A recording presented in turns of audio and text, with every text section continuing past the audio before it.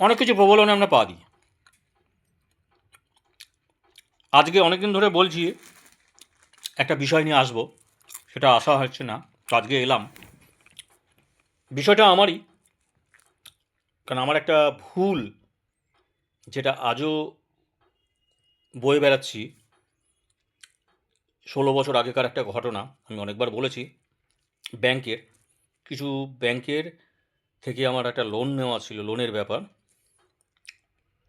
মানে এইটুকুও সত্যি কথা বলছি, সেটা আমি নিজের ইচ্ছায় নয়। আজ থেকে 16 বছর আগে সেই সময় এতটা ইমপ্রুভ ছিলাম না, বয়সটা অল্প ছিল।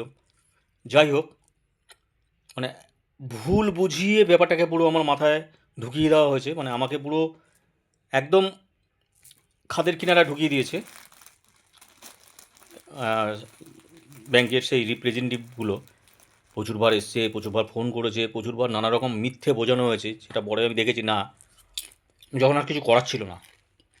ভালো কথা, আজকে আমি সেই ব্যাংকের বিষয় নিয়ে কিছু বলবো, একটু মন দিয়ে শুনবেন। ব্যাংকদের কিছু বলবো। হ্যাঁ, ব্যাংকদের আমি সম্মান করি, তারা অনেক রকম বিপদ আপদে পাশে থাকে।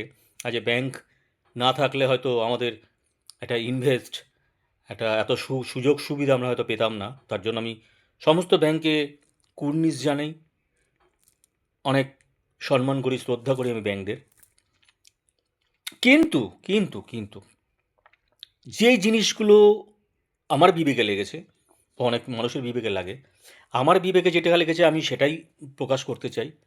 যেমন আমাকে যখন 16 বছর আগে এই লোনটা দেওয়া হয়েছিল, যে রিপ্রেজেন্টেটিভদের আমাকে আমার বাড়িতে 16 বছর আগে পাঠিয়ে আমার, মানে আমার এই বাঁশটা, এত বড় বাঁশটা দেওয়া হলো, সেই রিপ্রেজেন্টেটিভ ইন্টারভিউ নেওয়ার সময় কি বলে দেওয়া হয়েছিল যে তোমরা গিয়ে যেমন করেই হোক এইভাবে বুঝিয়ে কাস্টমারকে খালি লোনটা পুশ করো, টাকাটা পুশ করো, বলা হয়েছিল কি জানি না। কারণ তারা ব্যাংকেরই কর্মী, ব্যাংকেরই সিলেকশন করা রিপ্রেজেন্টেটিভ। রিলেশনশিপ ম্যানেজারও হয়তো অনেকে বলে, অনেক পোস্ট আছে সেটাও রিলেশনশিপ ম্যানেজার।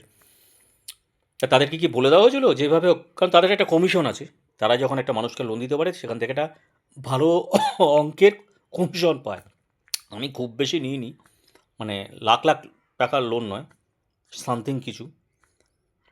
তো সেটার জন্য কি বলে দেওয়া হয় যে তোমরা কি মিথ্যে করে খালি লোনটাকে পুশ করো, জানি না। এইটুকু আমি বলছি। দেওয়া হলো, দেওয়ার পর মানে সম্পূর্ণ ভুল বুঝিয়ে আমাকে সেটা দেওয়া হয়েছে, এভাবে ভুল বোঝানো হয়েছে, এভাবে মিথ্যে বোঝানো হয়েছে। কিন্তু যখন দিচ্ছেন তখন তো আপনাদেরই সিলেকশন করা লোক, আপনাদেরই রিকোয়ারমেন্ট করা লোক, তো পোস্ট রিলেশনশিপ ম্যানেজার বা সেলসে। কিন্তু যখন আপনারা সেই টাকাটা নিতে আসেন, তখন কেন আপনাদের রিক্রুটমেন্ট করা লোক পাঠান না? তখন কেন একটা এজেন্সির আন্ডারে দিয়ে দেন, যেই এজেন্সিতে বাহুবলী ম্যাক্সিমাম মানুষ থাকে, যারা হুমকি, থ্রেট, গুন্ডামি, কথাবার্তার ল্যাঙ্গুয়েজ মাত্রা ছাড়া তার সম্মান নিয়েও ছিনিমিনি খেলতে থাকে, আশেপাশে বদনাম করে, নানা জায়গায় মিথ্যে বদনাম করে, আবার তুলে নিয়ে যাওয়াও হয়। এই জিনিসগুলো কেন? এমনকি আপনাদের কর্মকাণ্ডে প্রচুর মানুষকে তার জীবন হারিয়ে যেতে হয়েছে, মানে ওপরে চলে গেছে, হয়েছে প্রচুর মানুষ, সেটা আপনারাও জানেন, আমিও জানি। প্রচুর মানুষ, অনেক মানুষ নিজের জীবন শেষ করে দিয়েছে এই আপনাদের, এই এজেন্সি আপনাদের থ্রেডে। সেটা কেন?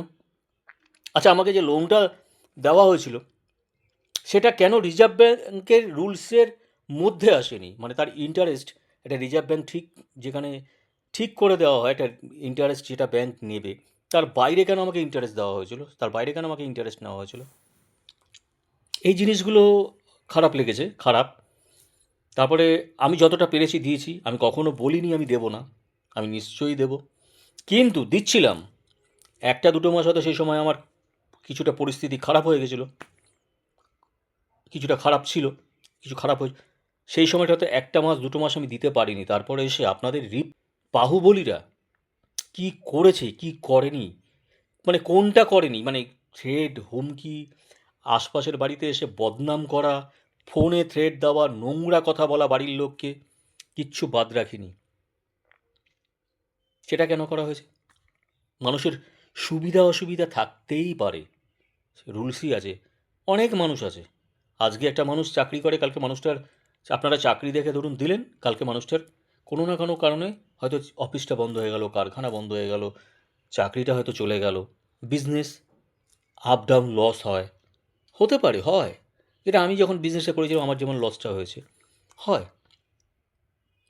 সেই জায়গাটা তো আপনারা বুঝে শুনেই দেন, নাকি ঘাড়ে ঢুকিয়ে দেন, ব্যাস নেওয়ার সময় সালা যেভাবে হোক হুমকি থ্রেট গুন্ডা ফুন্ডা পাঠিয়ে, ব্যাস। আমি হয়তো আপনাদের সম্মান করি, ব্যাংককে সম্মান করি, কিন্তু এই এজেন্সিগুলোকে কোনো সম্মানের পর্যায়েই পড়ে না। যা করেছে আমার সাথে, অনেকের সাথেই করে, যা করেছে, এখনও যা করছে আপনাদের এই এজেন্সির লোক, মানে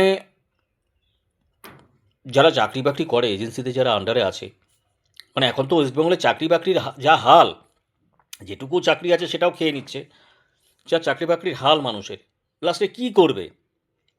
এই এজেন্সি, রিকভারি এজেন্সি, এখানে তো না লাগে পয়সা, না লাগে পড়াশোনা, হয় দেখানো, যেটুকু ওইটা দেখানো, যদি বলেন হ্যাঁ এজেন্সিতে একটা এডুকেশন কোয়ালিফিকেশানের, ওটা দেখানো, কারণ ওই গুন্ডামি করে টাকা তোলাটায় কোনো পড়াশোনার থাকে বলে আমার মনে হয় না। হুম। আর যারা এর মাথা আছে, তারা এক একজন আগে কি করতো আর এখন একটা সাদা গাড়ি নিয়ে ঘুরে বেড়াচ্ছে, সাদা ড্রেস পরে, মানে বিশাল অফিসার হয়ে গেল নাকি? তার পেটে কতটা বিদ্যে আছে একটু দেখুন, জানুন। এই করেই গেল, সব কিছুর মধ্যে একটা বিদ্যাদায়ক লোক দরকার, কারণ যারা পড়াশোনা যায় না, যাদের চাকরি বাকরির যা হাল, তারা এসে এখানে যোগ দেয়, যারা এখানে চাকরির ইন্টারভিউ দিয়ে এখানে চাকরিগুলো পায়। কী কাজ না, লোকের বাড়িতে যারা টাকা তোলে না, তার কারণে গিয়ে আমরা হুমকি হামকা দিয়ে টাকা তুলে নিয়ে আসো, তার থেকে একটা কমিশন পায় ভালো, ব্যাংক এদেরকে দায়িত্ব দিয়ে দেয়, বা সেই লোনটাকে এরা কিনে নেয়, কিনে নিয়ে নিজেদের দায়িত্ব নিয়ে না, তুলতে হবে, সে যেমন করেই হোক টাকাটা দিয়ে ব্যাংক থেকে কিনে নিয়েছে, বা ব্যাংক এদের দায়িত্ব দিয়ে দেয়, একটা কমিশন পায় এরা। এই করে কি এটা মানুষের মান ইজ্জত সমস্ত কিছু নষ্ট করে দেবেন আপনারা? এইভাবে হুমকি দেবেন, আপনাদের জন্য এত মানুষ শেষ হয়ে যাবে। এই রুলসটা কি একটু ভদ্রভাবে করানো যায় না? তাহলে হয়তো সবাই দিয়ে দিত। আপনারা ভদ্রতার কিছু করেনই না আমার মনে হয়। আমার ক্ষেত্রে আমি দেখে যা বুঝেছি। ভয় দেখানো, হুমকি, তারপরে রাজনৈতিক মদত তো আপনাদের থাকেই। আপনাদের তো একটা রাজনৈতিক জোর থাকে। নাহলে এতটা বাড়াবাড়ি এগুলো কোনো সুপ্রিম কোর্টও বলেনি, না কোনো রিজার্ভ ব্যাঙ্কও বলেছে। সমস্ত বেআইনি, সমস্তটাই বেআইনি করে। না থাকে কোনো আই কার্ড, না থাকে কোনো অথরাইজেশন লেটার। তা এই হচ্ছে পরিস্থিতি। আমার ক্ষেত্রে আমি বলছি আপনাদের নিশ্চয়ই দেবো। এই যে আপনাদের এখনও ফলো করে যান, আপনাদের লোকদের এজেন্সি বা যাই হোক, এই যে লোকদের পাঠান, এই যে হেলমেট পরে এই পরে, মানে আপনারাও তো জড়িত, এই যে বদনাম, এর পেছনে আপনারাও কম জড়িত নয়, আপনারাও তো জড়িত। আপনাদের এজেন্সির এই সব লোকজনগুলো যেগুলো আছে, ওইভাবে মানে মস্তানের মতো তাকানো, ওইভাবে ফলো আপ করা, করে কিচ্ছু লাভ নেই। আমি একটা কথা বলি আপনাদেরকে, সোশ্যাল নেটওয়ার্কে আমি নিশ্চয়ই দেবো, আমি যখন পারবো আপনাদেরকে, ব্যাংকে বলছি, এটা কোনো এজেন্সি নয়, কোনো থার্ড পার্টিকে নয়, আমি ব্যাংকে বলছি, আপনাদের আমি নিশ্চয়ই দেবো। যেহেতু 16 বছরের ঘটনা, এত কিছু ঘটিয়েছেন, আমি টাকাটা সেটা যখন পারবো দেবো, আর সেটা দেবো অবশ্যই কোর্টের মাধ্যমে, কারণ কোর্টকে আমার বিশ্বাস আছে, আইনকে আমার বিশ্বাস আছে, সেই আইন অনুযায়ী আমি কোর্টের মাধ্যমে আমি দেবো, অবশ্যই দেবো। কিন্তু কোনো থার্ড পার্টি, কোনো এজেন্সিকে আমি একটা টাকাও, মানে ওই 1 টাকা ছোট কয়েনও দেবো না। ঘুরে পেছনে ফলো করে কোনো লাভ নেই ওরকম করে, কারণ ওইসব ভয় ডর এখন মানুষ পায় না, আমিও পাই না, ওসব ভয় দেখিয়ে লাভ নেই, ঠিক আছে? ওইসব ভয় দেখিয়ে লাভ নেই, কারণ আপনারা যে অন্যায় করেছেন, যা করেছেন আমাকে ফলো আপ করা, আর বেকার বেকার যারা ফলো করছেন, ওই করছেন ব্যাংকের, তাদের এমনি ফুটেজ কারা কী করছেন আছে আমার কাছে, আমি জায়গা মতন দেওয়াও আছে, ওটা নিয়ে ভাববেন না। এজেন্সির এই যে করেন যে এগুলো না, এই করে কোনো লাভ নেই। আমি ডাইরেক্ট বলছি, আমি যেটা দেবো ব্যাংকে দেবো আর কোর্টের মাধ্যমে দেবো অবশ্যই। কোনো থার্ড পার্টি, কোনো এজেন্সিকে আমি কোন এজেন্সি কী আমি সেটাও জানি, সবই জানি, সব কিছুই আমার কাছে প্রুফ আছে, চাপ নেবেন না, সেটা নিয়ে আমি আসছি না। কিন্তু আমি এটুকু বলছি, কোনো এজেন্সিকে আমি একটা টাকা ছোটো কয়েনও দেবো না। সে ব্যাংক আপনি দায়িত্ব দেন, তাদের কাছে লোনটা বিক্রি করে দেন, কোনো এজেন্সিকে আমি একটা, কারণ যখন দেওয়ার সময় ব্যাংক দিয়েছিলেন, নেওয়ার সময় ব্যাংকই নেবেন। হ্যাঁ, সেটা কোর্টের মাধ্যমে দেবো, কোর্টের মাধ্যমে আমি ব্যাংকে দেবো যখন পারবো, অবশ্যই সেটা নিয়ে চাপ নেবেন না, নিশ্চয়ই দেবো, আমি নিশ্চয়ই দেবো, সেটা নিয়ে চিন্তা করবেন না, কারণ আমি ওয়েস্ট বেঙ্গলেই আছি। ঠিক আছে, আপনাদের ব্যাংকের কর্মীরাই ঝেড়ে দিচ্ছে, ব্যাংকের কর্মী ব্যাংকের টাকা পাকা চোট করে দিচ্ছে, লাখ লাখ টাকা, কোটি কোটি টাকা। তাদের পেছনে ইনভেস্টিগেশনটা করুন, কাজে দেবে, আমাদের পেছনে করে লাভ নেই, আমরা নিশ্চয়ই দেবো। এইভাবে ফলো আপ করে এইভাবে সারা জায়গায় বদনাম ছড়িয়ে কোনো লাভ নেই, কিচ্ছু লাভ হবে না। আমি ব্যাংকের রিকভারিকে বলছি, পার্সোনালি এটা করা উচিত আমার, আরও আগে ছিল, আমি করছি আপনাদের। আমি কোনো ব্যাংকের থার্ড পার্টি কোনো এজেন্সিকে একটা টাকাও দেব না, ঠিক আছে? তাই ঘুরে করে কোনো লাভ নেই। কী হবে ফলো করে ছবি তুলে, কী পিন্ডি, কী হবে? আমি যেটা দেবো কোর্টের মাধ্যমে দেবো, আইনকে আমার বিশ্বাস আছে, আইনের মাধ্যমে দেবো। কারণ আমাকে 16 বছরে যে মান সম্মান আপনারা নষ্ট করেছেন, যা করছেন এখনও, সেটা কোর্টের মাধ্যমেই দেওয়া হবে, ঠিক আছে? সেটা নিয়ে চাপ নেবেন না। ওই বিশাল এজেন্সি হয়ে গেলাম, ওই সাদা শার্ট সাদা গাড়ি নিয়ে ঘুরলেই আমি বিশাল কিছু হয়ে গেলাম। আরে একটু বিদ্যেটা থাকা দরকার পড়াশোনার, হ্যাঁ? এরকম মস্তানি গুন্ডামি করলে আমি সব হয়ে গেলাম। ভদ্রতা থাকা মানে ভদ্র ভাষা, ভদ্রটুকু থাকা দরকার, ঠিক আছে? সেটা থাকা দরকার আমার মনে হয়। তাই আমি ব্যাংকে বলছি, করে লাভ নেই। হ্যাঁ, একটা কাজ করতে পারেন, আমাকে একটা কথারও, আমি শুধু এটা একটু জিজ্ঞেস করছি আপনাদের, আমি একটা হলে আমি এখনই দিতে পারি, মানে একটা জিনিস করতে পারেন। আচ্ছা, আমি অনেককে দেখেছি আগে না কিছু করতো না, বিশ্বাস করুন, চুট মিলে কাজ করতো, পাড়ার রকে বসে আড্ডা মারতো, তাস খেলতো, ছ্যাঁচড়ামি করতো, চুরি করতো, গুন্ডামি মস্তামি করতো, চিটিংবাজি করতো। সেটা চিটিংবাজি এখনও, সেটা নয়, সে চিটিংবাজ এখনও। পড়াশোনা পড়াও জানে না, চাকরি বাকরি পায়নি, মানে পাবে কী করে, মানে কোনো কাজ বাজ না, এরকমই গুলতানি মারতো, মানুষের নামে বদনাম, এই স্বভাবটা এখনও রয়ে গেছে। এইগুলো না করে বেড়াতো। হঠাৎ করে দেখি 11 সালের পর থেকে কটা বছর পরেই বিরাট অট্টালিকা করে ফেলেছে এক একজন, সাদা গাড়ি নিয়ে ঘুরছে, কেউ অন্যরকম গাড়ি নিয়ে ঘুরছে, সাদা শার্ট, গলায় মোটা সোনার চেন, গাড়ি বাড়ি। একটু উপায়টা বলবেন, একটু উপায়টা বলবেন, তাহলে আমি একটু রোজগার করে আপনাদের টাকা সঙ্গে সঙ্গে শোধ করে দেবো, সত্যি কথা বলছি। আমাকে একটু উপায়টা বলুন, এত টাকা কী করে এলো, কী করে, আমার মাথায় কিছু আসছে না, বিশ্বাস করুন। আপনারা ব্যাংক বা যারা আছেন এজেন্সি, একটু বলবেন, তাহলে আমি শোধ করে দেবো, বিশ্বাস করুন। আমাকে একটু উপায়টা বলুন। এই যে যারা কিছু করতো না, এই যে বসে বসে গুলতানি মারতো, তাস খেলতো, ছ্যাঁচড়ামি করতো, চিটিংবাজি করতো, চুরি ছ্যাঁচড়ামি করতো, মস্তানি করতো, এরা হঠাৎ করে এত কোটি টাকার মালিক কী করে হলো? কিছু তো করে না, এখনও দেখি কিছু করে না, পেটে কোনো বিদ্যে নেই। আমাকে একটু প্লিজ উপায়টা বলবেন, তাহলে আমি কথা দিচ্ছি, আমাকে একটু উপায়টা বলুন, আমি একটা মাসের মধ্যে দিয়ে দেবো।